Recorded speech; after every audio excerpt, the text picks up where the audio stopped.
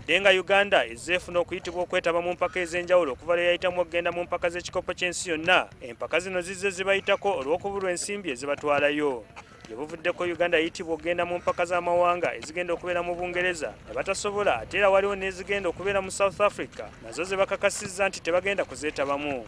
Omutendesi wa ttiimu y'eggwanga Fred Mugerwa agamba nti empaka bwe zityo ze baali bategese ng'ezinaabayamba okuteekateeka ttiimu eggumidde ey'okwetaba mu mpaka z'ekikopo ky'ensi yonna mu mwezi gw'Omunaana. Mu kiseera kino Uganda esigaza omukisa gumu gwokka ogw'empaka z'ekikopo kya Africa Cup of Nations ogezesa ttiimu egenda mu kikopo ky'ensi yonna. Africa Cup of Nations eri mu Namibia mwezi ogw'omusanvu, tujja kitwalanga kwegamba ekyo tukozesa nga training matches zaffe okulaba nga twegezamu olw'ensonga nti ensi ze tugenda okusangayo South Africa gyeri, Malawi ne Zambia be tugenda okuzanya nabo mu World Cup gye bali. N'olwekyo bwe tunatusinkanya tujja kulaba engeri gye tuyimiriddemu. Kapiteeni wa ttiimu Peace Proscovia yennyamiza abantu ku mukolo gwa ISPA bwe yategeezezza ng'abazannyi bwe basiiba enjala nga batendekebwa. Omutendesi wa ttiimu Fred Mugerwa agamba nti wadde ng'abazannyi baweebwayo omutwalo buli lwe bajja e Namboole, kuno kubanga okusiwa ensaano ku mazzi.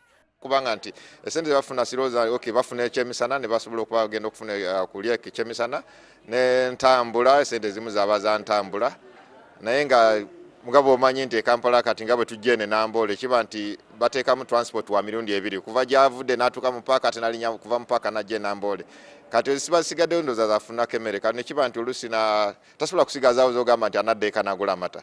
Abazannyi abasoba mu 20 bagenda mu maaso n'okutendekebwa mu kisaawe e Namboole buli lwa bbalaza olw'okubiri n'olwokusatu.